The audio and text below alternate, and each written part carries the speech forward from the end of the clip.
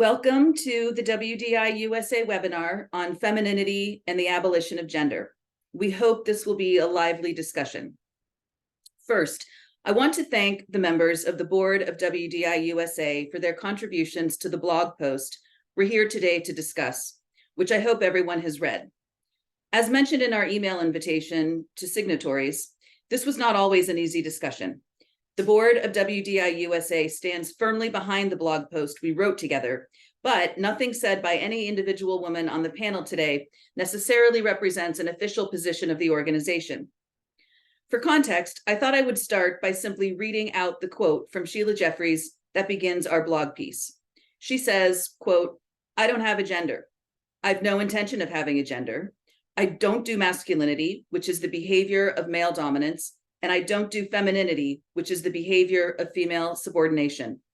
I hope to engage in human behavior, and I hope at some point in the future, everybody will be able to do that too. But gender, I definitely do not have. I am a conscientious objector to gender." So that's our starting point. Here's how the webinar will proceed today with me facilitating. I should have introduced myself. I'm Kara Dansky. I'm the president of WDI USA. First, Lauren Levy will spend about 5 minutes explaining the inspiration for the blog post and the more general conversation about femininity. Next, Lorraine Nolan, Catherine Kinney, and Irene Lawrence, all board members of WDI USA, will explain their initial reactions to the blog post and how they engaged with it, what challenged them, and what inspired them. After that, each panelist will have an opportunity to respond to each other's remarks.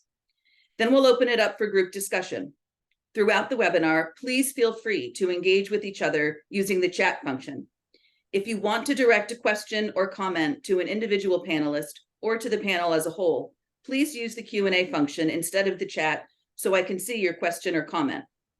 We have up to 90 minutes for the entire discussion, but we don't need to use all of that time if we don't need it. So with that, let's get started. Lauren Levy. Thanks, Kara. First, I want to thank you all for your courage in coming to participate in what I hope will be an exciting, subversive, and potentially revolutionary discussion, or the first of many. I expect we'll all speak our minds in a spirit of respect and sisterhood, and that we'll all listen and ask questions. Our aim is not to avoid disagreement, but to examine our disagreements, be open to changing position, and arrive at some shared understandings and even collective agreements. So WDI is a radical feminist organization. Radical feminists seek to abolish all gender, meaning masculinity and femininity, meaning domination or subjection depending on your sex, in law, in culture, and in each of us personally. So we oppose the marketing message that men dominating women is fun and sexy, or merely a matter of personal style that's nobody else's business. Lately, most everywhere I go, in Facebook groups, in my lesbian social group on Zoom, and at neighborhood potlucks in New York, women are talking about femininity, what it is and what it does to us, and what, if anything, that means. But those discussions don't always end in greater understanding. Sometimes discussion gets shut down with statements like, well, for me, such and such a behavior isn't femininity, it's just who I am. Or, how I present is nobody's business, it's just my personal choice. End of. And then someone recently advised me that when I'm interviewed by media, I should smile as much as possible because that would make me likable. You know, nobody demands that men smile all the time or even says they need to be likable in order to be heard. Men aren't routinely asked to give up their dignity and present a continuous fake smile in order to be liked or respected or heard. And then somebody else advised me to use lots of exclamation points and emojis in my emails. Come on. Emojis are cartoons. I'm a grown-up using words to email grown-ups about grown-up subject matter. So in light of all those recent experiences, I thought now would be a good time to talk about gender beyond trans. Personally, I've worked on defeminizing myself for quite a while, and I've made some progress. It was very helpful that for part of my life, it was actually fashionable to be neither masculine nor feminine, whether you were female or male, lesbian or heterosexual. Theory and practice came together with passion. So I'm a lot less feminine now than I was taught to be as a child, but I'm still working on it. To this day, I still sometimes do some feminine thing, and I notice it and I think, oh shit, even as I'm doing it. Like, for instance, dropping my gaze or smiling at just the wrong moment, undermining my own power. But I do keep improving. What I'd like us to consider is what strategies we can adopt to abolish gender. How do we stop participating? I think we need to assume that femininity is a social construct and not who we are. I think we need each other for this task of defeminization because the goal is to transform ourselves both individually and collectively as a sex class. So we can take a fresh look at how each of us performs femininity and take steps to change it. And we can take a fresh look at how women's communities, including lesbian communities, participate in gender and take steps to transform our cultures and our subcultures. Can women transform ourselves? Of course we can. I've seen it. Among all the toxic feminine grooming we receive is training in being adaptable. This is a potential strength if we use it for our own collective benefit. Mainstream culture currently emphasizes extreme individualism, telling us, you are who you are, sprung from the head of Zeus, fully formed. But with my own eyes, I've seen adult women remake their entire presentations when they change careers, change husbands, become mothers, or come out as lesbians. Embarking on a mission to transform ourselves collectively, consistent with radical feminist principles, would be revolutionary and also would not be unheard of. Check out the women's liberation movement of the 1970s. So I'm feeling optimistic that we can give each other the permission and the understanding and the compassion, first to acknowledge and then to unlearn gender and move closer both to behaving as though we're free and fully human and in fact, becoming more free and fully human. So I wrote the first draft of the board statement on femininity in hopes of starting this conversation. That draft started out a lot shorter than the final version, but it had well over 100 suggested edits and comments from other board members, and also a number of what I could call high energy email exchanges before reaching its present form. But ultimately, I think we all saw the importance of presenting a unified stand on femininity as a radical feminist issue, and then inviting community discussion in the hope that all of us might work together toward a unified stand on femininity. Board members edited the draft in order to elaborate and give examples, but also with an eye toward inspiring women to engage with us. I have so much respect for this board. Deciding to take on this emotionally fraught issue, first among ourselves and now with signatories, was very courageous. I'm still not sure we got our statement completely right, but at least I think we framed the topic in a useful way and at the right time so that women can discuss it. We all need everybody's input and understanding and eventual agreement on a new social contract that liberates women. So I look forward to this discussion and this adventure in collective defeminization. Gender is socially constructed, otherwise they wouldn't need to enforce it so hard while telling us it's natural and sexy and each woman's unique personal choice. Women have deconstructed it before to our great benefit, and I know that we can help each other do it again, even better this time.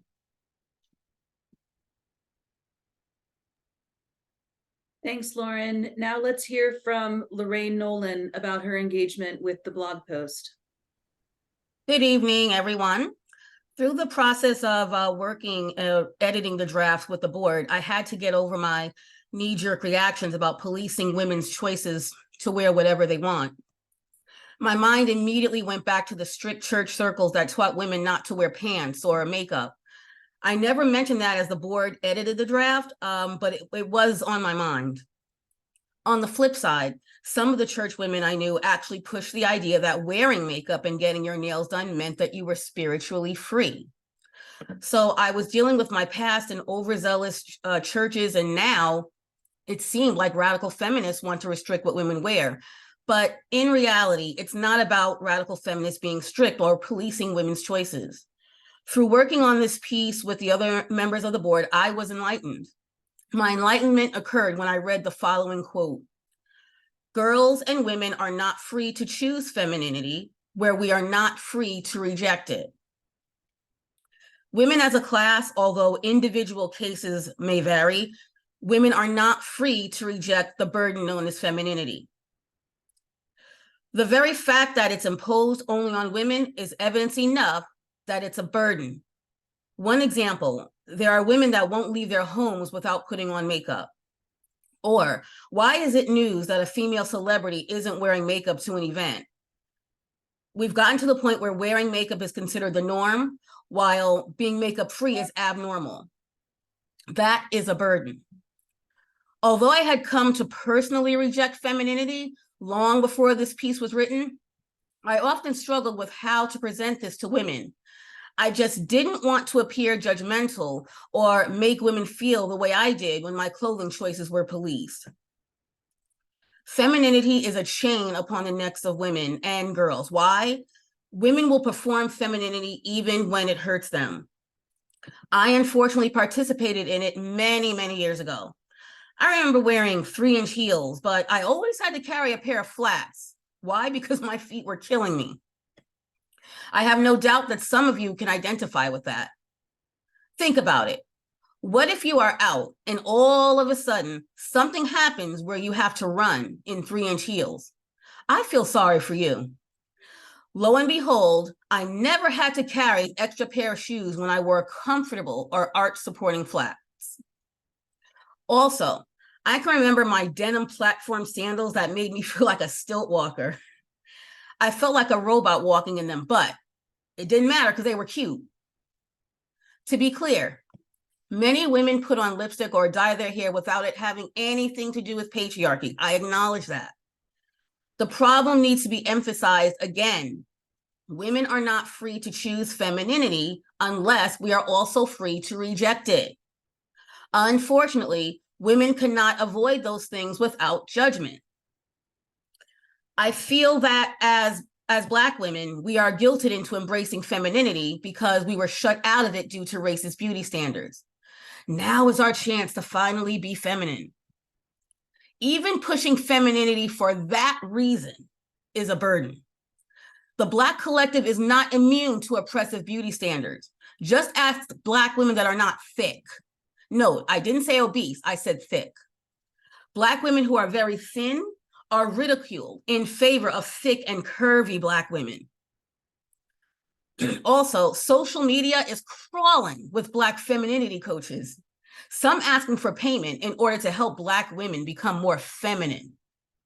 Black women with pressed or relaxed hair often avoid water fun in order to keep their hair from going back. We are even told to make sure we are mousy and feminine when dealing with cops so that we don't get beaten or killed. That's not freedom. If you become more feminine, you will finally get a man. That is the main reason why I abhor the concept of femininity. At its core, it's really about appealing to the male gaze, the desire for male validation. At its core, it is the belief that something is inherently wrong with women. That is a burden that women need freedom from. I would like to say specifically that Black women are not free. We have not overcome unless Black women are also free to reject femininity. For me, to reject femininity is almost revolutionary.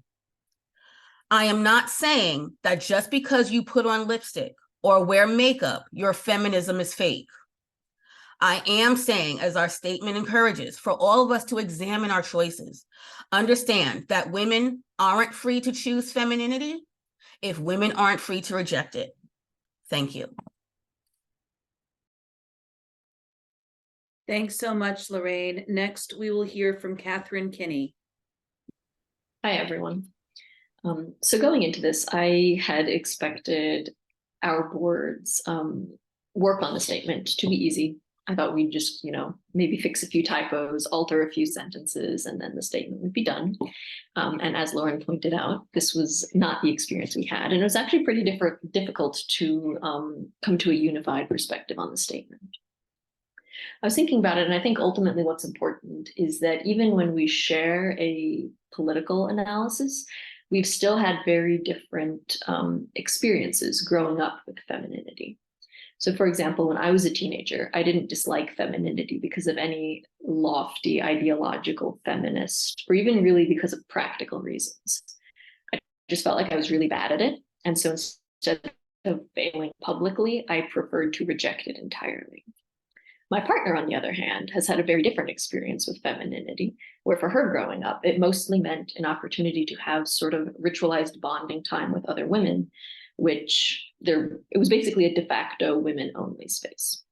So even though we have intellectually pretty much the same position, or philosophically, our feelings and our knee-jerk reactions to the topic can still be very different.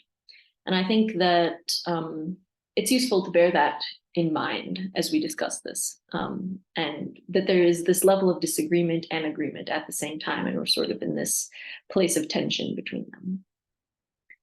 So I have a few sort of miscellaneous thoughts that arose as I was thinking about this topic and rereading the blog post in preparation for this webinar. So first of all, I find it very important that we reclaim gender nonconformity. So a lot of people, young girls, teens who are really steeped in and surrounded by gender ideology, parents of girls, conservatives, a lot of people basically think that gender nonconformity equals gender lunacy. They haven't seen people in their actual lives who don't conform to gender, but also embrace their biological reality, their sexed bodies. And unfortunately, that T is causing a backlash against the LGB and against gender nonconformity more generally, as sort of the gender identity narrative is pushed. People in polls are actually less and less accepting of same-sex attraction, unfortunately. And there are people using legitimate criticisms of gender identity to spread homophobia and to double down on traditional gender roles. And I understand where the backlash is coming from, because unfortunately, these days, I also tend to feel a bit of discomfort or suspicion around people I don't know who don't conform to gender, because my association is that those people these days are pretty much entirely gender ideologues, which makes me quite sad. And I would really like us as feminists and as same-sex attracted women, for those of us who are, to take back gender nonconformity instead of throwing the baby out with the bathwater, as it were. Another thought I had is that I don't think a hyper-focus on sort of the granular details is very useful to us. So for example, if we take baking a cake or cookies or something, there's nothing inherent about the cookies that are feminine, even though baking is coded as feminine for us. Rather than the cookies themselves, it's this dynamic where women do unpaid labor at home, most women, and yet the people who make money from baking or from cooking, the chefs, are predominantly male. So you have to sort of zoom out and look at the patterns, which again, exploitation of women, women not benefiting economically when men do, and so on. And similarly, this discussion I find can get kind of bogged down in talk of beauty practices, which are worth discussing, but they're also not the only aspects of femininity. So we can also work on things like not moving aside from men on the sidewalk, or not letting men interrupt you or other women, and so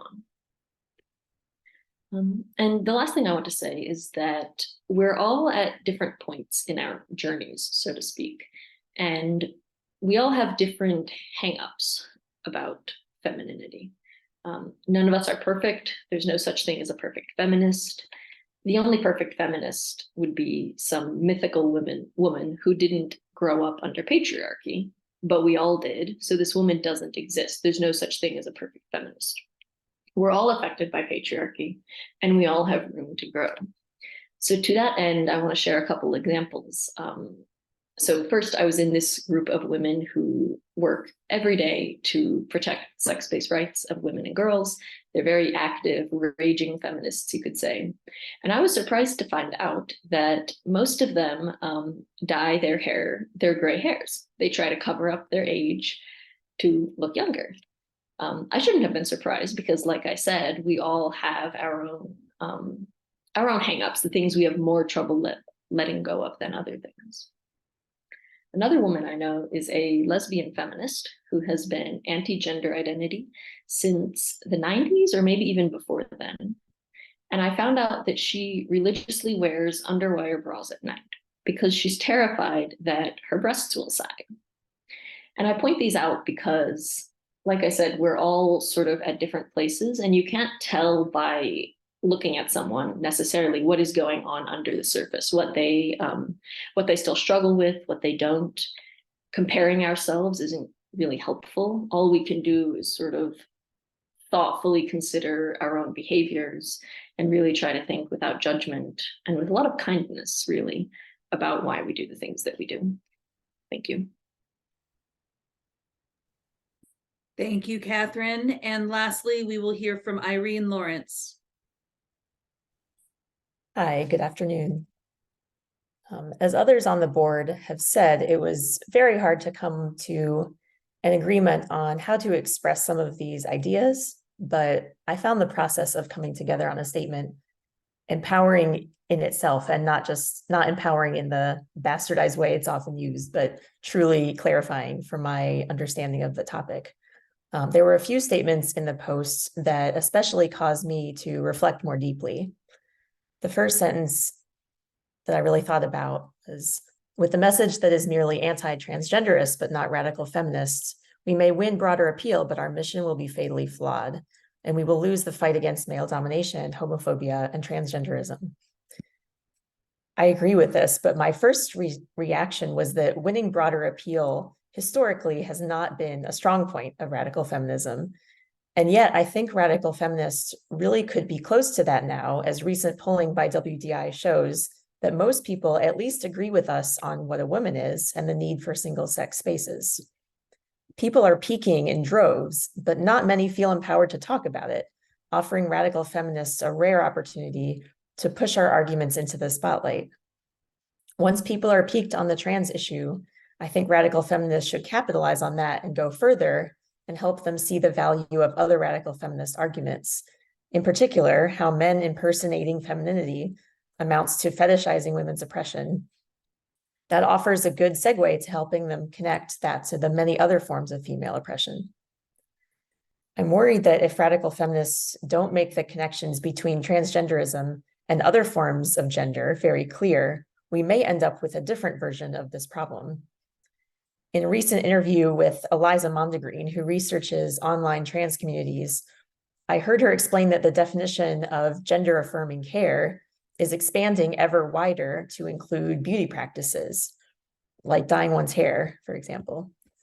She argued that this indicates that doctors can see the writing on the wall and know that they will be taken to task ultimately for their role in harming children's bodies. She says this could serve as a way for doctors to escape accountability for the medical harm they've done to children's bodies in the name of gender. Because once the meaning of gender-affirming care has shifted to relatively uncontroversial alterations of women's or everyone's appearance, they'll be able to say that such practices were always what gender-affirming care meant. To me, this does seem like it could eventually become a real concern. And it drives home the point that we need to get ahead of this and say that even more innocuous self-alterations shows a certain amount of disdain for our natural bodies. If radical feminists want to win against gender, I therefore think that we have to model self-love for our own bodies and those of other women, at least as much as we decry men impersonating women. On a personal note, on this point, although she is not a radical feminist, I can't exaggerate how valuable it was for me to grow up with a mother who doesn't care about most female beauty practices, rarely talks negatively about her own appearance, and never put my looks down or allowed me to talk negatively about my own body. The self-esteem that this helped instill in me is a big part of why I took to radical feminism. Another paragraph from the post that truly moved me was the paragraph that begins, "The way our movement can win is to model what it means to be women fighting for civil rights in all our diversity, not only diversity of race, religion, nationality, class, sexual orientation, and similar, but also diversity in personal presentation and behaviors." I thought this was a beautiful description of how the women who make up this movement strive, or should strive, to have a completely different expression of femaleness than the broader culture. The broader culture embraces traditional gender presentations and behaviors on the one hand, while it also paradoxically can praise women who embody some of the worst forms of masculinity in the name of progress on the other hand. I especially thought of the girl boss stereotype here. In both cases, the sex-based caste system remains the same. Radical feminists, on the other hand, aren't, or at least shouldn't be, trying to coerce any woman out of her culture or personality. In my opinion, most women wouldn't be completely masculine, quote, in terms of in personality in the absence of patriarchy, because certain traits assigned to femininity may in fact be more innate than socially constructed for some of us. The goal shouldn't be to jump from one set of stereotypes to the other, but to examine and chip away at the ways in which our socialization into femininity has warped the expression of our true selves, thereby undermining our abilities to support each other as a class. So with compassion, I hope that we can unlearn some of this socialization. The last paragraph that especially spoke to me is the very last paragraph in the piece, specifically the second to last sentence. Just imagine how much it would mean for girls watching such women to see for themselves that becoming a woman can be something to admire and aspire to. For me, this clarified the tension inherent in this topic, because in the process of becoming an inspiration or role model for someone else, you usually have to first overcome a great deal of being disliked, because what you say isn't usually popular at first. In fact, when I think of almost all the historical women's figures who I most admire, most of them weren't particularly liked in their lifetime. So therefore, I think risking being unlikable in the short term is the most important piece of femininity that must be overcome when committing ourselves to radical feminism. Ultimately, I think the best protest of the bad is practice of the better. And as cliche as it might sound, radical feminists need to be the change that we want to see, both in our personal interactions as well as our political activities. Thank you. Thanks to all of you. So now we'll go back to Lauren, and I'll give every panelist an opportunity to react, respond to things her sisters have said. That can come in the form of a narrative if you want to take up a whole 5 or so minutes to do that, or if you want to engage in a conversation, I'm happy to facilitate that as well. So let's start with Lauren.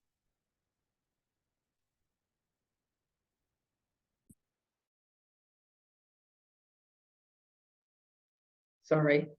So just some random reactions to what the panelists said just now.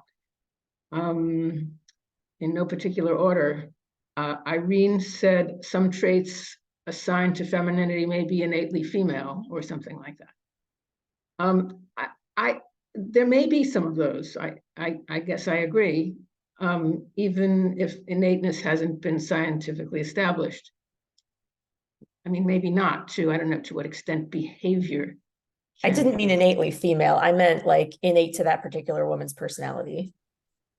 I don't know what it means for something to be innate to someone's personality, but maybe you're right. I think, I guess my point is that I think for analytical purposes, it's more useful to assume in the first instance that all behaviors and presentations that are marketed as feminine are socially constructed. I think it works to assume that, whether it's totally true or not, because then we can begin to understand whether and how they work structurally to the detriment of all women. If we assume that some traits are innate, then we shut down, we're in danger of shutting down analysis of how the culture works to peddle those behaviors in women. So I think it's useful to start out with the assumption that everything is socially constructed, even if it might not be totally true. And I'll give you a chance to respond to that. It would be lovely, Irene, if you would respond to that, if you want to push back against me on that. Let me just go on with random thoughts for a couple of minutes. Lorraine said that she didn't want to appear judgmental at some point. And I do agree that there's no reason in this analysis to trash, or ever really, to trash individual women for their behaviors in terms of femininity. But this task of defeminization is going to require certain kinds of judgments. I think I'd ask each of us to judge her own behavior and then also collectively judge the cultural messages that push femininity on all of us.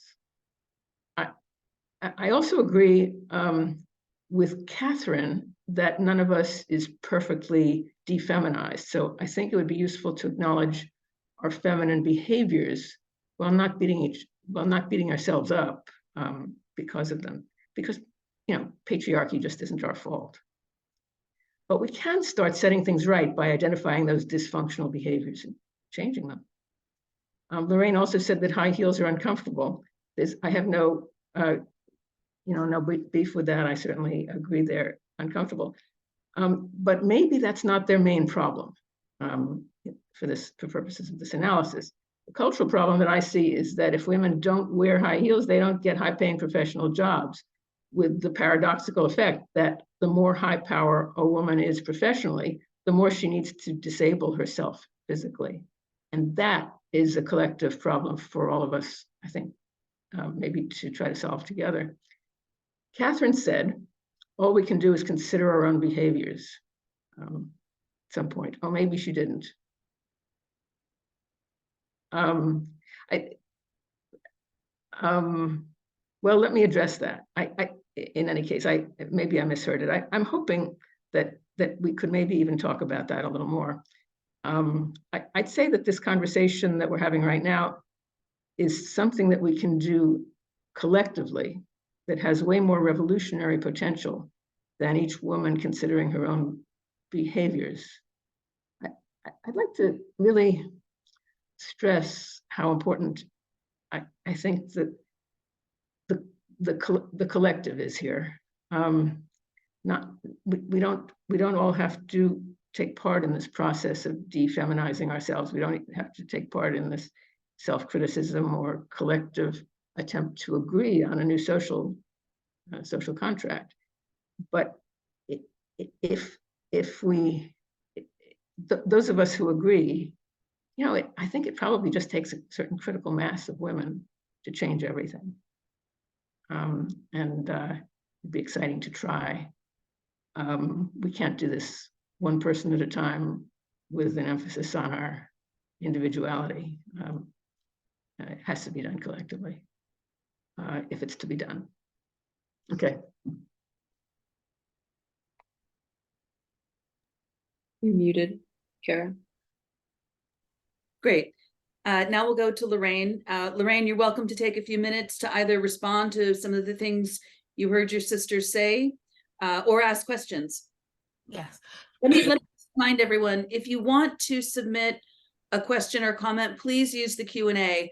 We've got one in there so far, which I'll read out later. Sorry, we've got two, which is great. But please do contribute. We want to hear from everyone. Thank you. Go ahead, Lorraine.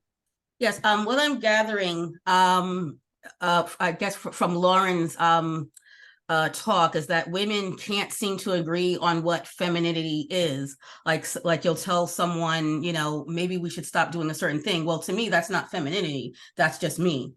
And I think that's true.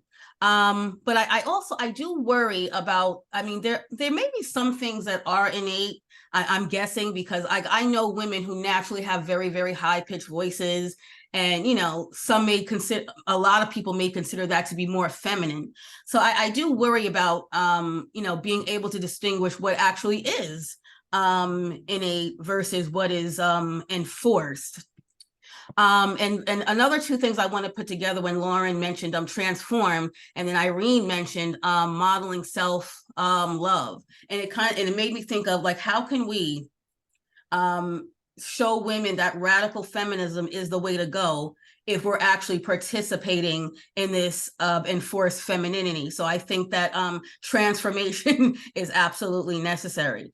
And with Catherine, I like that you brought out taking back gender nonconforming, because I actually consider that the great tragedy of the whole gender identity ideology, because if we rid ourselves of, if we abolish gender, technically women like us, we are gender nonconforming. But now, unfortunately, that means something else. So I'm glad you brought that out, and I definitely agree we need to take that back.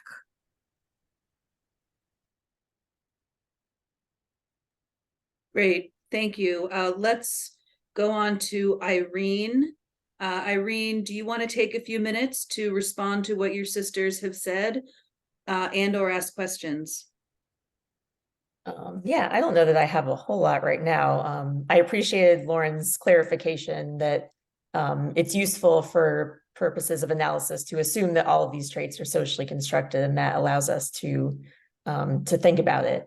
And I guess in reflecting on this topic, there's been I'm seeing chatter in the chat about like what is femininity.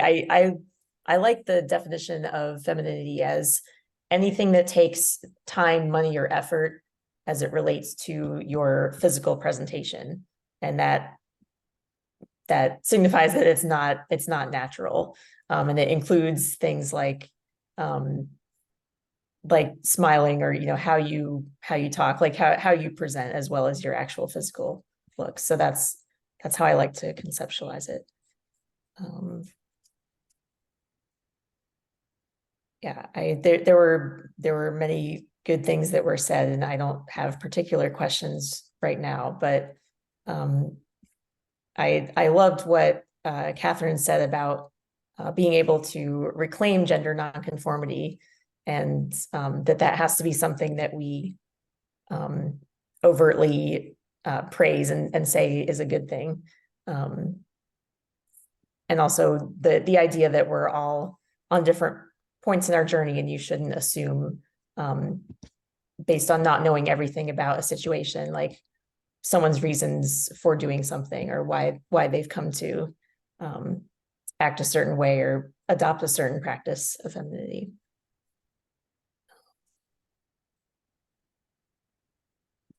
Yeah. You can go on.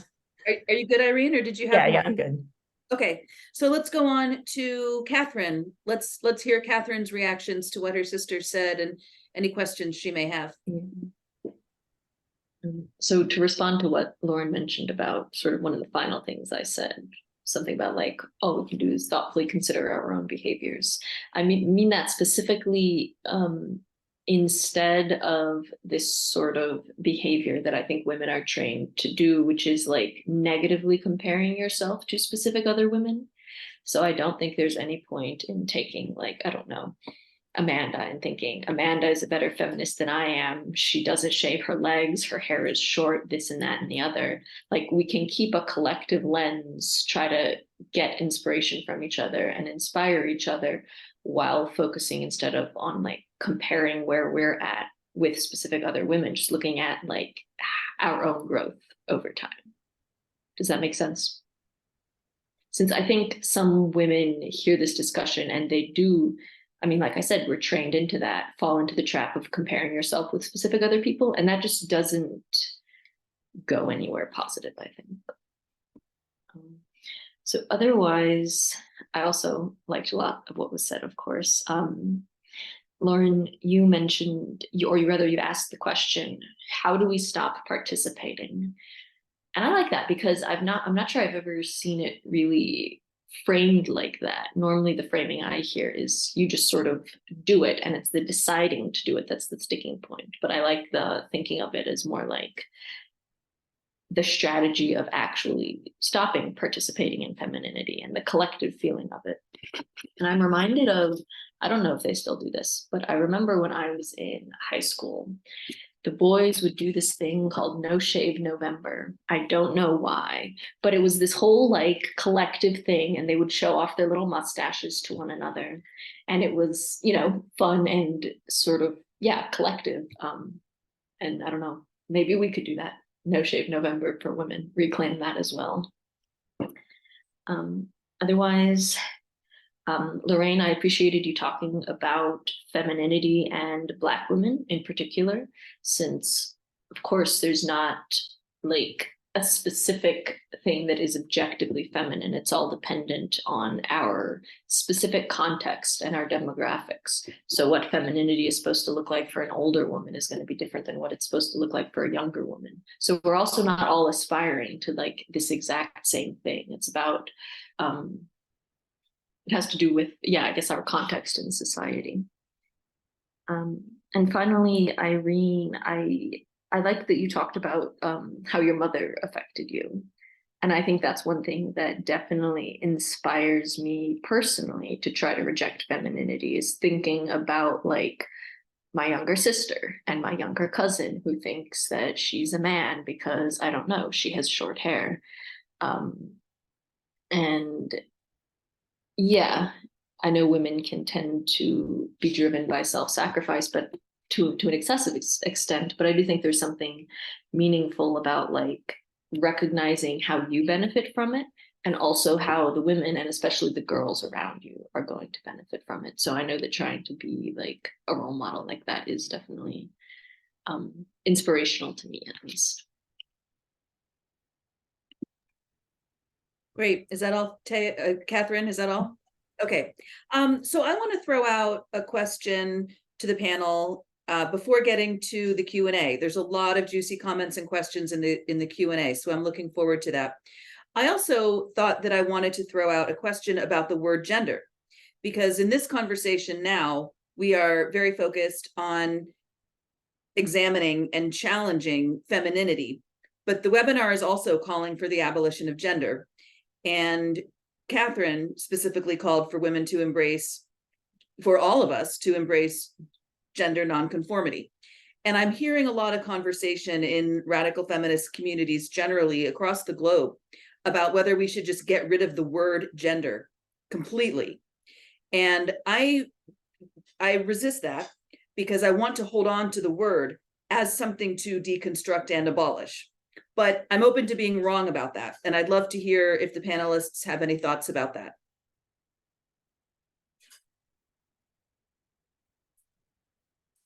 Catherine. So you can blame this on all the linguistics classes I took in college, but I am also not inclined to give it up. I think it describes this specific context that is the how of how women are oppressed, that is the social meaning attached to our sexed bodies. And if we get rid of it, I don't see another word being created to describe that context. And I think that's something we have to be able to describe. Of course, there is the unfortunate conflation that happens when people use it as a euphemism for sex. But I think, having specific concepts and precision of language is important. And if we have to define it, then maybe that's even better than just being able to use it, because it confronts people more actively and hopefully makes them think about it more. Great. Do any of the other panelists want to respond to that? I do. I really don't see why we have to get rid of the word gender. I mean, it really, I think we should keep it because it does separate behavior from sex. And I think that we need that separation, because right now, people equate, sex with and gender. Like when they say gender, they really mean sex. So I think that I don't see a reason to get rid of the word, to be honest. I really don't.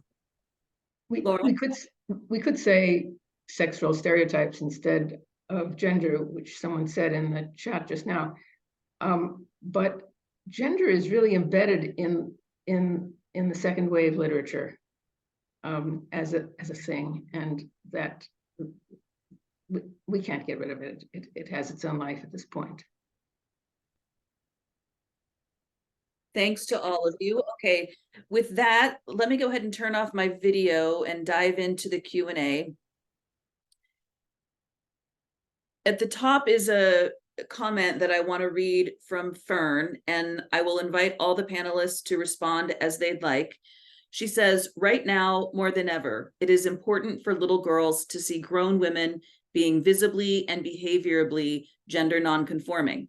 The lack of it causes little girls to think they aren't really female. Right now, that would drive a little girl to gravitate towards transgenderism. I know that was my experience. So I'm going to ask Catherine specifically if she wants to address that, and if not, it's open to any of the other panelists. Yeah, I agree entirely. And that's definitely one of the things that, like I talked about before, like motivates me to, I guess, stay strong in resisting femininity. Definitely girls who would get sucked into transness, but also the ones who just get sucked into, I mean, all the parallel things, eating disorders, sort of the general normalized hate of yourself.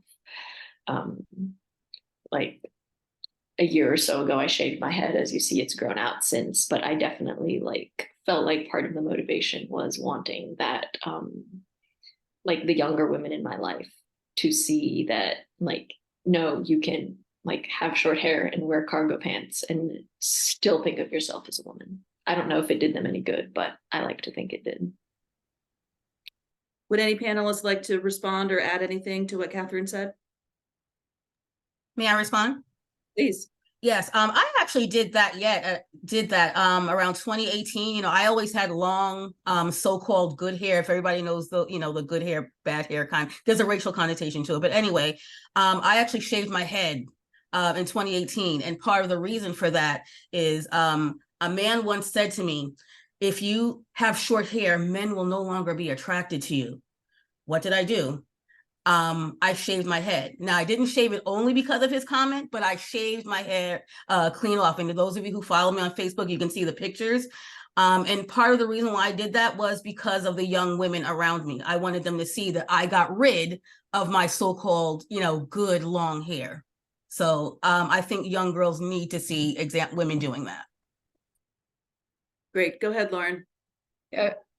Sheila Jeffries and others have pointed out, but Sheila has, you know, talked about it and written about it quite a lot. That hair is long hair, long tresses that you can flip and toss and so forth, is kind of a fetish. It's kind of a male fetish in women. It's really an emblem of femininity, of the gender that includes femininity. And I agree with both Catherine and Lorraine that it's really important to model being effective in the world without that fetish gear. It really. Great. Okay. So now there are two questions, and I think I'm going to ask them both of Lauren. One is from Fern, who says maybe it would help for the board to clarify the differences between femaleness and femininity. And the second one from Victoria is your go-to alternative to femininity masculinity? Oh, those are good questions. So femaleness is biology. Femaleness is the state of being a female. It has to do with your reproductive biology. Femininity is the learned, coerced behaviors of subjugation that are required of all women and girls in patriarchy. The second question was, is the alternative to femininity masculinity? They're both gender. You can't really have one without the other. They depend on each other. It's dom sub. Masculinity is domination and femininity is subjugation to that domination. And it's coded for sex, except in transgenderism, where it's also sort of coded for sex. The alternative to gender is no gender. It is just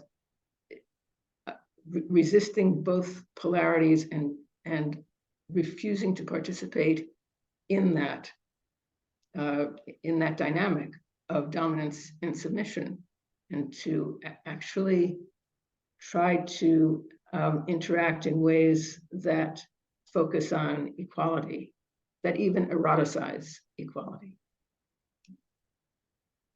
Thank you. Okay, great.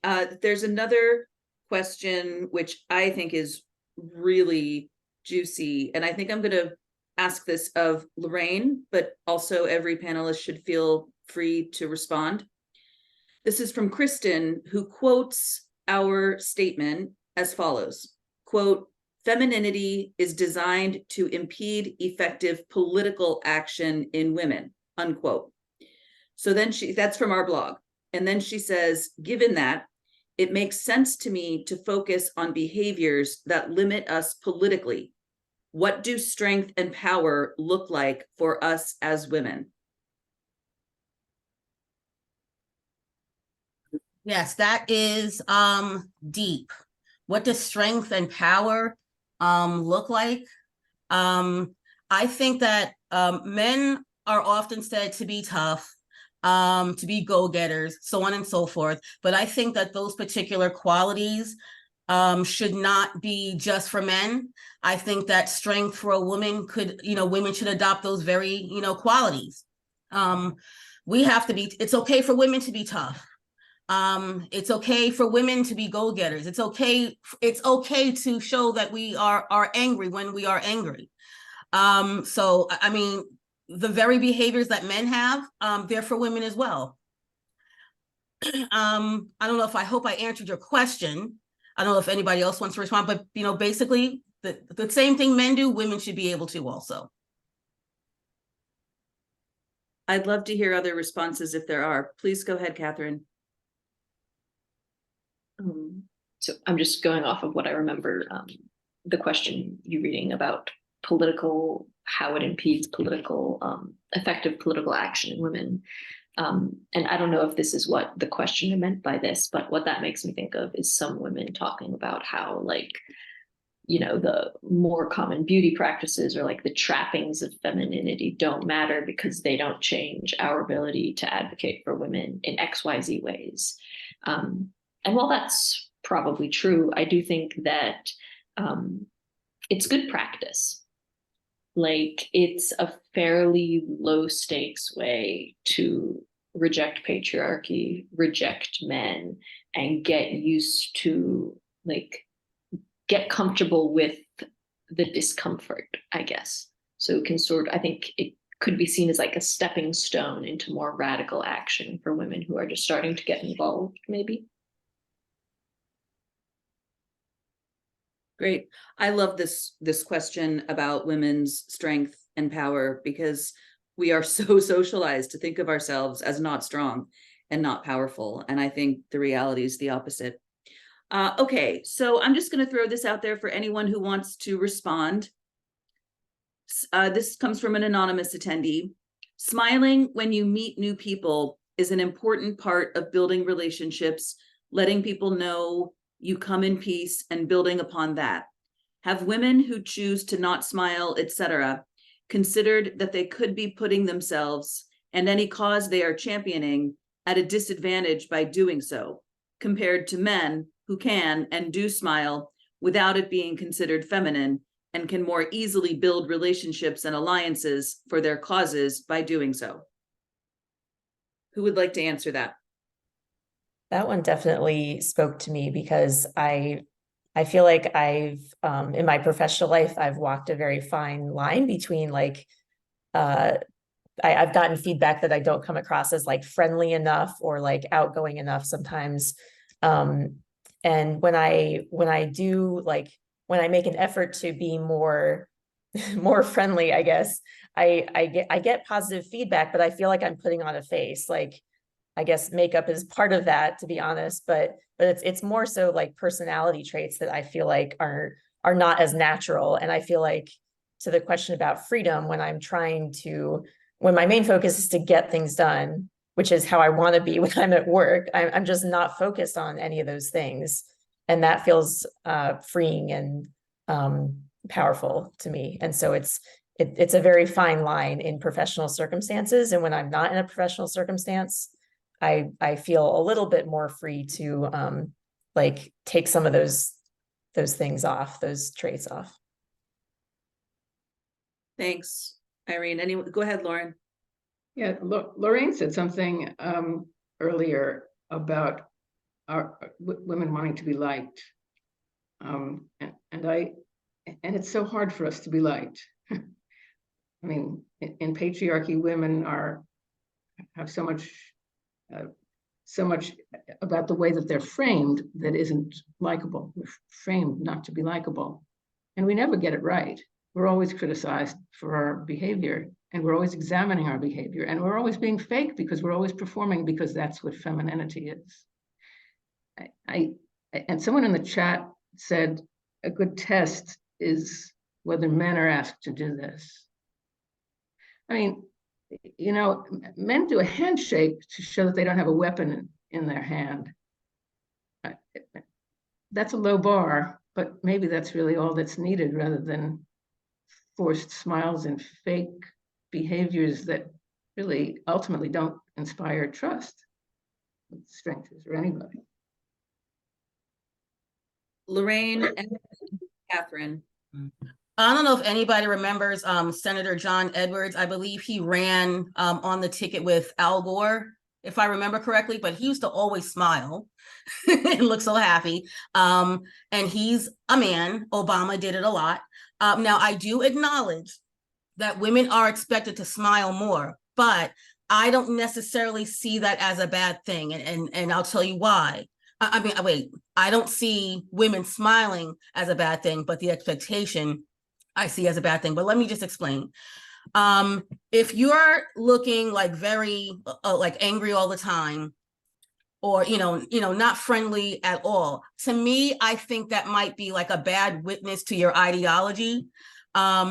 If I smile, and I claim to be a radical feminist, I'm not saying I'll smile all the time, but if I'm smiling when meeting people, I think that kind of shows that I'm at peace. And I tend to think that when people have like a happy demeanor, whether it's men or women, it's really a good witness for what they believe in. If that makes any sense. So I don't think that necessarily that smiling takes away from, that it's a burden for women. I don't think so. Catherine. So I've been told my whole life that basically that people think I don't like them and that I'm overly intense and intimidating. So take this with a grain of salt. I've had a few thoughts. One is that maybe smiling at people is useful to our movement, strategically speaking, just like making limited political alliances with people we might find distasteful can also be strategically useful to us. And maybe it doesn't always need to be more than that.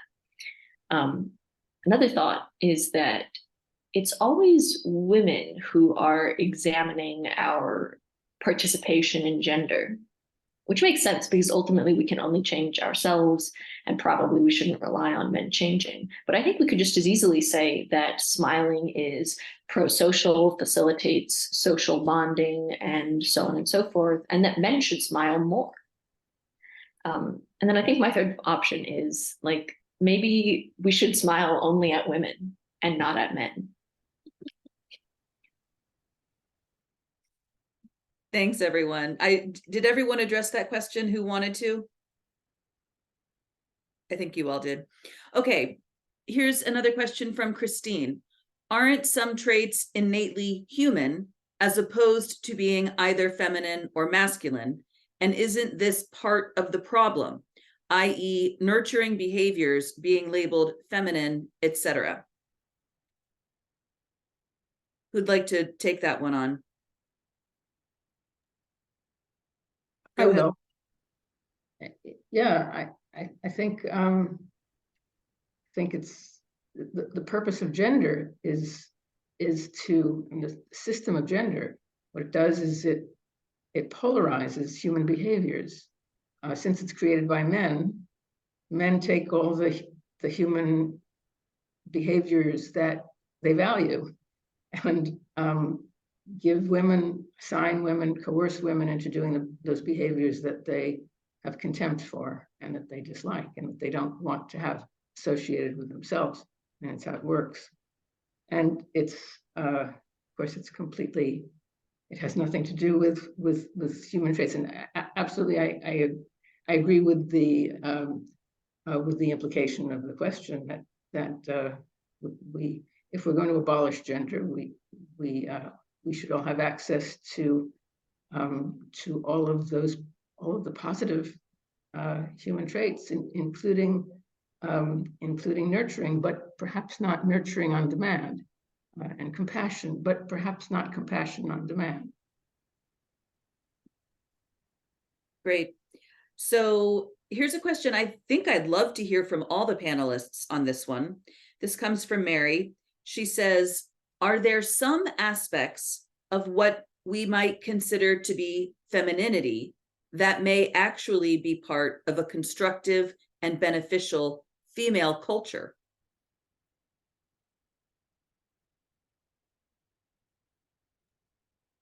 Catherine.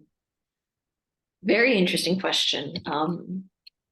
We've talked about this before, and I don't know. I mean, it's hard to know. I mean, any oppressed group in any situation is going to develop its own culture, but they're still oppressed. So how do you balance those things? One thing that's coming to mind is that, like when I mentioned at the very beginning, like my partner and I had very different experiences with femininity growing up. A lot of women do enjoy it and derive, I mean, like I said, it's a de facto women only space, which you can't necessarily get from other things. But part of the way that functions, I think, is sort of the rejection of women who don't do it right or who refuse to do it at all. Like that strengthens then the in-group. So even though you have different experiences, they're sort of two sides of a patriarchal coin. And I don't know how we could like find a healthy, productive female culture that is separated from gender. But I think hanging out with women and talking about it is probably the first step. Anyone else want to weigh in? Thanks, Catherine. Is there any aspect of, quote, femininity that can be useful in a female culture? I think I agree with what I heard you say, Catherine. I think, so I think empathy and nurturing are traits that are positive to like to groups of females for getting more getting more of them into the movement, but I don't think it should be used as like a measurement of like once you're in the group, like you're not nurturing enough, therefore you don't belong or you're not one of us. I think it has to stay open to women who don't like fit the nurturing mold, I guess. Go ahead, Catherine.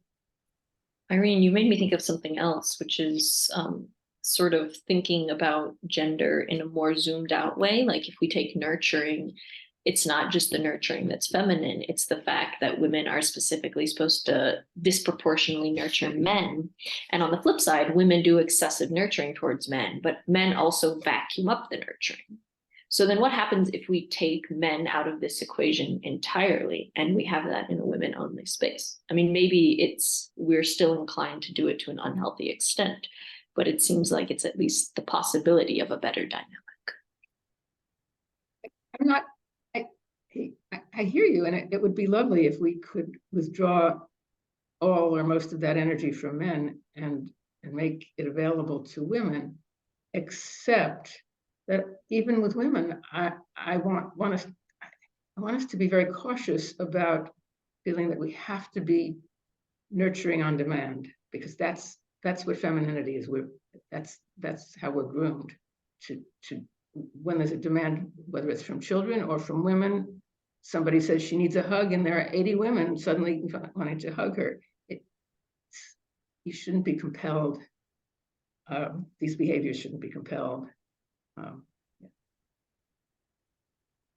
Okay, so there's another one, which is a comment, not a question, but it mentions lesbians in particular. And since we have two members of the WDI USA Lesbian Caucus, I want to throw the comment out there and see if either want to respond. This is from Mahishi. I don't know if I'm saying your name right, Mahishi. I hope so. This is her comment. Imagine we could grow up freely without being forced into unnatural roles, and gender would be a non-issue. We are having this conversation because women and lesbians are being erased. It is simply another tool of patriarchy. So as I said, that's a comment, not a question, but I'd love to invite either Catherine or Lauren to weigh in on that if they'd like.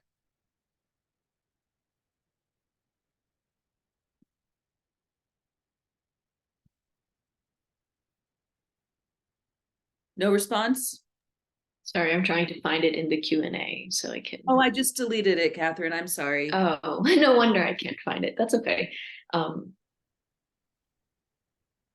That does make it more difficult. She started out I by guess. saying, imagine she started out by saying, imagine living in a world where we could be free of all of this, and then gender would be a non-issue. And the reason we're talking about it now is because women, including lesbians, are being erased. Yeah.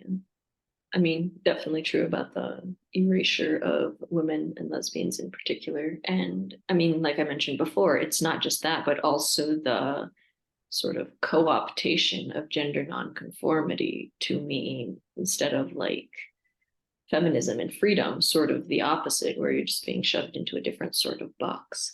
And just, you know, on the topic of lesbians and same-sex attraction, like we're certainly not immune to gender.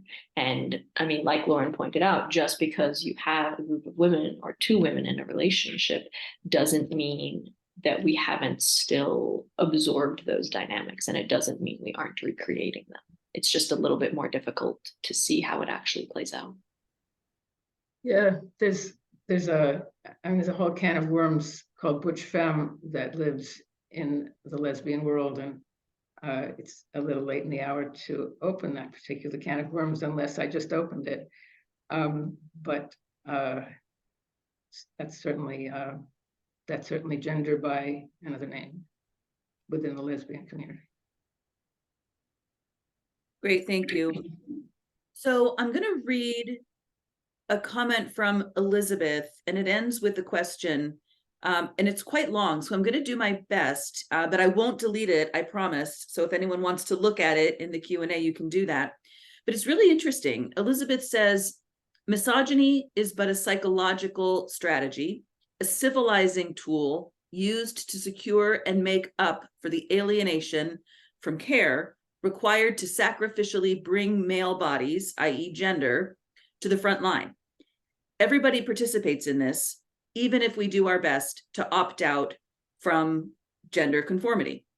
Knowing this, we might see better how a person born male who does not easily identify as masculine could feel like the victim of an injustice easy to blame on the other sex. In this way, raping a female body and deciding to trans may actually be the same violent response to failed, still woefully expected masculinity. We might, however, also note how free a person born male is in our supremacy of male private interest world to feel perfectly justified in unfairly using his protected sex advantage to go after her social role or allowances. That behavior we call feminine without more carefully separating it out of sex. Why did we start doing this? There's a lot there. Does anyone want to take that on? Go ahead, Catherine. So I'm afraid I cannot comment on why we started doing this, but I like the phrasing of misogyny as a psychological strategy, and how you, Elizabeth, go into like how men sometimes feel like the victims of gender injustice. And of course, gender is a hierarchy, and there's the sort of simplified men and women, but there's also sub-hierarchies, divisions within like the, as they would like to think of themselves, alpha males, and all the other men who are failing at their own version of gender. And I think what's key here is that maybe while the top men like are taking it out on those lower ranked men, for lack of a better word, they're, I don't even know how to phrase it, like they're then able to take it out on women, basically. So even the lowest ranked man still has this consolation in at least being higher ranked than the women. And I do think that puts them in a very odd, to put it mildly, space psychologically. Just weird things to them. Anyone else want to weigh in?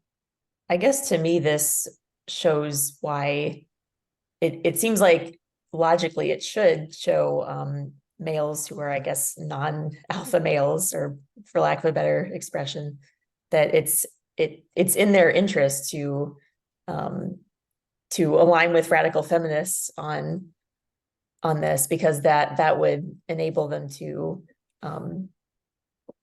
like to not have these limits to how they're allowed to present as well. Like it would free them too, I think. But that's a hard sell if they already feel like they're oppressed.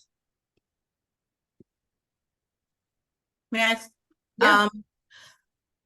As far as men who don't feel like alpha males, or if they feel like their masculinity is attacked or whatever, I think that might be the case for some, but not all. In particular, I'm wondering if Black men who think that they're women might be doing so to appear less threatening, because Black men are basically viewed as threatening. People are afraid when they're walking down the street or whatever.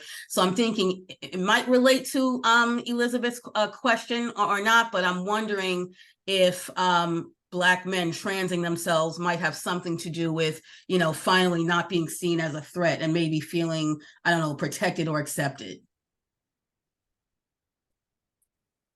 Great. Thank you, everyone. I'm going to go ahead and delete that one now. I'm trying to keep up with all the questions. Okay. Fern has a really interesting one. Not that any one are more interesting than others, but this is pretty juicy. And I think it kind of gets to the heart of where radical feminism is today in terms of dealing not only with, quote, trans, but also ongoing problems of gender hierarchy. So this is what Fran says. In the case of heterosexual women, if you're being told that you should keep your hair long or else men won't find you attractive, doesn't this just beg the question of whether these men are truly attracted to women, or instead are they attracted to femininity? Does this patriarchal compulsion for feminine performance, like in men who claim woman identities, play a factor in mainstream acceptance of trans? Ultimately, trans is contingent on gender. Are radical feminists really going to be known for accepting gender when it benefits us and rejecting it when genders are switched in this new trans way? Who would like to tackle that?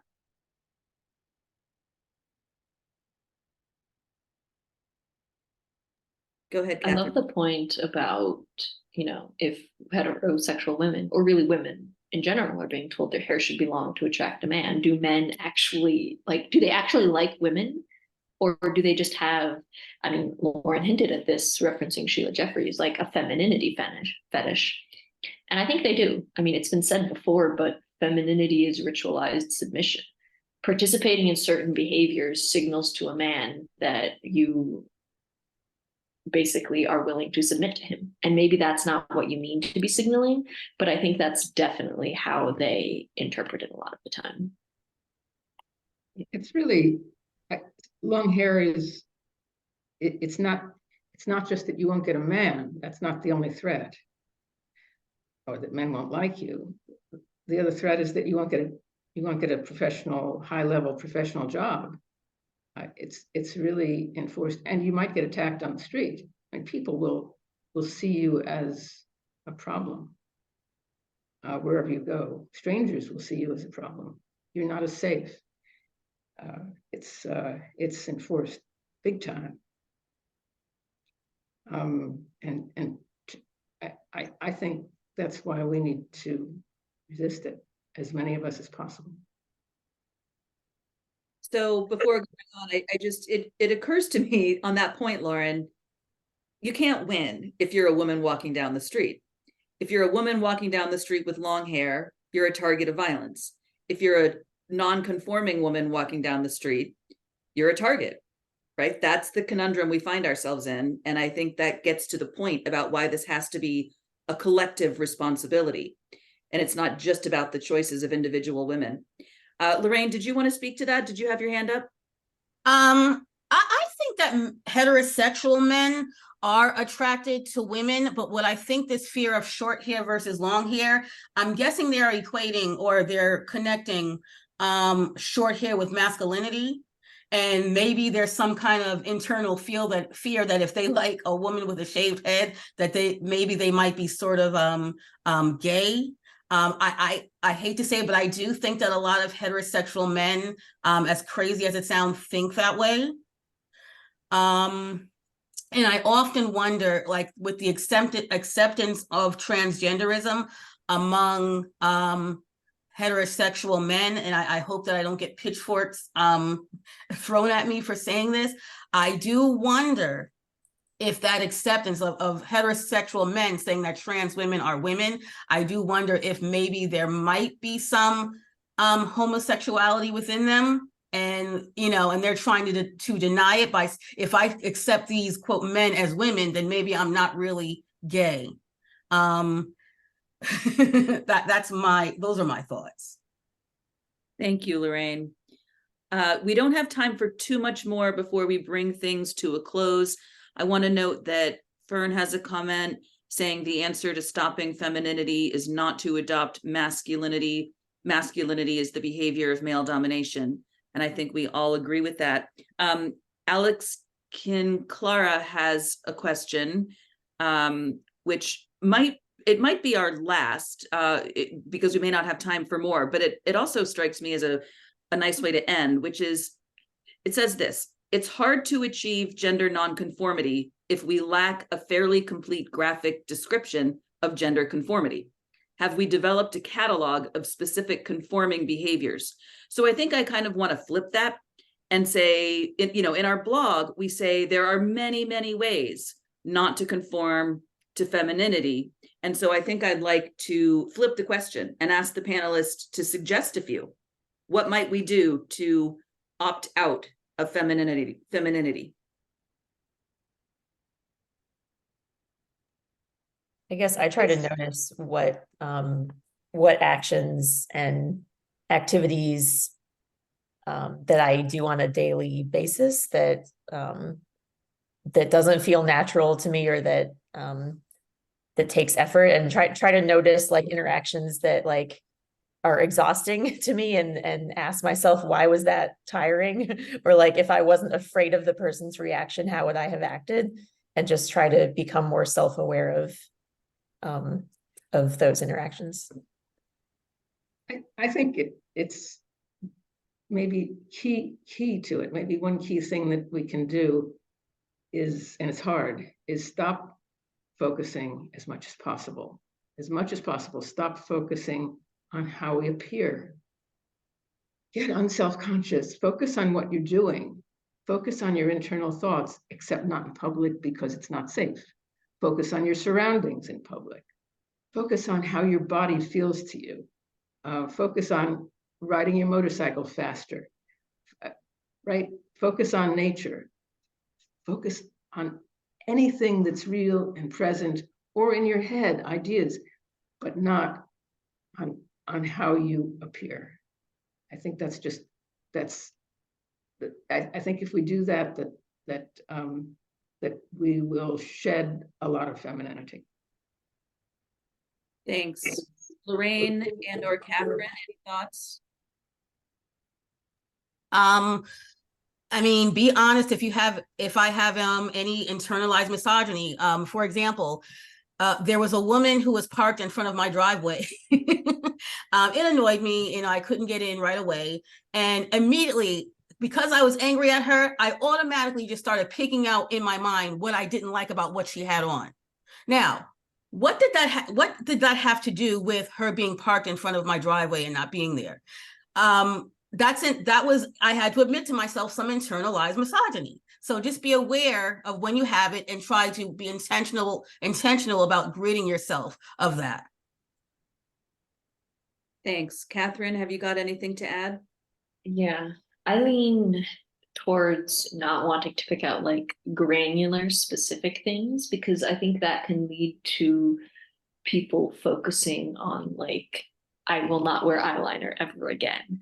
And losing sight of the bigger picture, which I know I've said it before, but I'll say it one more time, is the dynamics and the patterns. And while eyeliner is like part of that, it's definitely not the end all be all. So, I mean, Socratic method, ask yourself questions like, who benefits from this? If I think I benefit from it, how do I benefit? Do men do the same thing? If they don't, why don't they do it?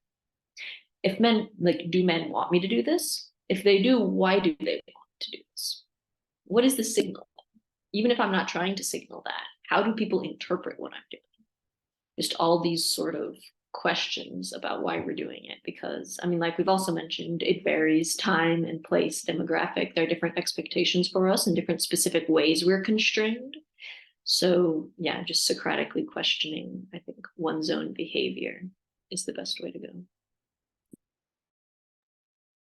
Great. Okay. Thank you to everyone who submitted a question or comment. Thank you to everyone who's engaging in the chat. I think with the last few minutes, I'd like to ask all the panelists to talk for about 2 minutes to pull all this together, react to each other, react to what you saw in the chat, react to maybe including a reaction, if you have one, to having had this entire discussion, including the drafting of the blog post and including the past 90 or so minutes that we've been talking. Let's go back to our original order. So I'm going to ask Lauren to start.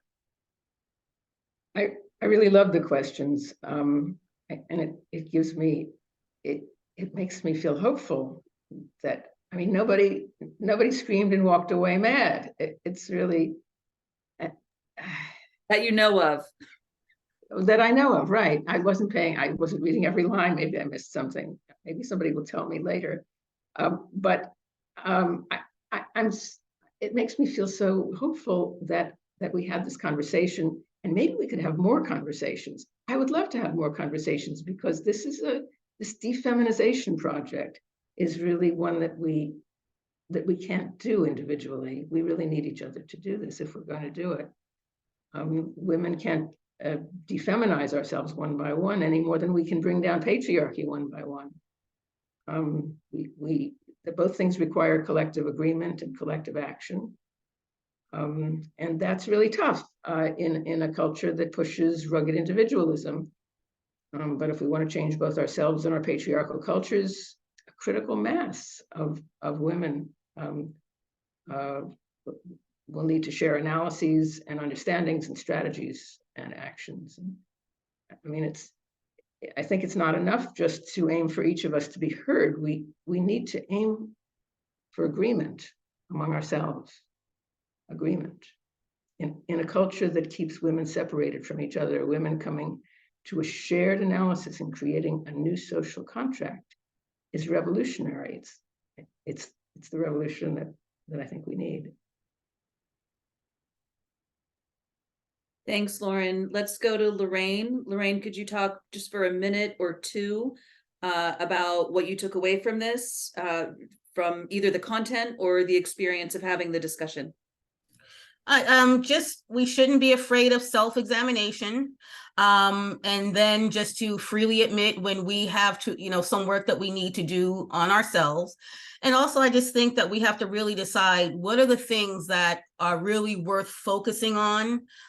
Is it the eyeliner or the nail polish, or is it certain behaviors that would really create an obstacle for progress toward our ultimate liberation? So just really decide what's important versus what is something that we might be just overreacting to.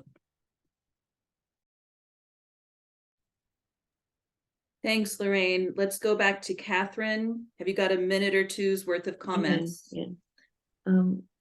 I've had a lot of fun, much more than I expected, because I hate public speaking. But this has been very interesting, and I'm very grateful to all the interesting questions in the chat and the comments. I didn't quite read everything, but a lot of it. But there's definitely food for thought there. Excuse me. I guess I'm left still really curious about what collective action to defeminize us, as Lauren says, what that looks like in practicality. And it's definitely something I want to think about further, but it's an idea that makes me feel, sort of optimistic and hopeful. Like, Like, I think it could be liberating, obviously, and beneficial to us, but it might also be kind of fun if this webinar has been any indication. Great, thank you. And Irene. Yeah, I was honestly a little bit pleasantly surprised that that there was no anger, at least that I know of, and that no one left in a huff. I love that the focus, we tended to land on where we need to go collectively and what will benefit us as a class, and we weren't limited to just talking about our own experiences. I also liked, to Lauren's point, that we can hopefully learn to have a new social contract with each other and explore what that will look like, hopefully in future conversations. And I did, if we can, I wanted to respond to Suzanne's question, because I thought that's a really profound question of how do you define indigenous feminine power? Men have physical power and narcissism and a desire to explore and conquer. What then is the woman's counter? And I don't know that I have a great answer to that yet, except I think we need to be able to trust our own judgment and instincts more, and be better about trusting each other and encouraging each other in that too. I would, if we have a second, I'd like to hear what others think of that.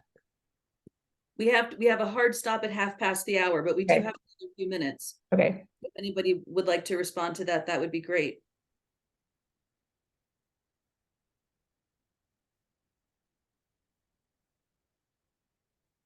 No responses. Well, maybe that can be our jumping off. Go ahead, Catherine.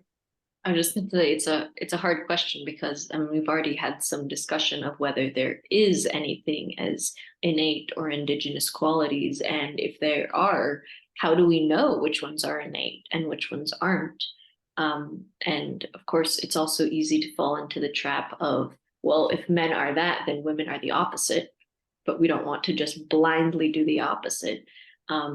So hard to say, but good food for thought. Catherine, just as you were saying that, Mahishi added into the chat, we need to stop defining ourselves in relation to men. Exactly. Brilliant. And Suzanne said earlier in the chat, maybe we can use this as a jumping off point for a future discussion. So to that end, I really, really want to thank all of the panelists. I want to thank everyone who came to engage in this discussion. We did not know exactly how it was going to go.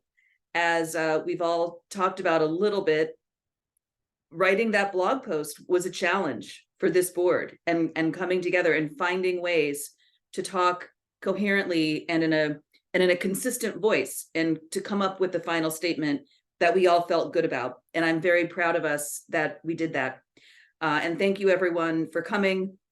WDI USA truly hopes that this is the beginning of a much longer, ongoing, lively, incredibly productive conversation, so that we can really move forward collectively as a sex class to liberate women and girls and to abolish gender.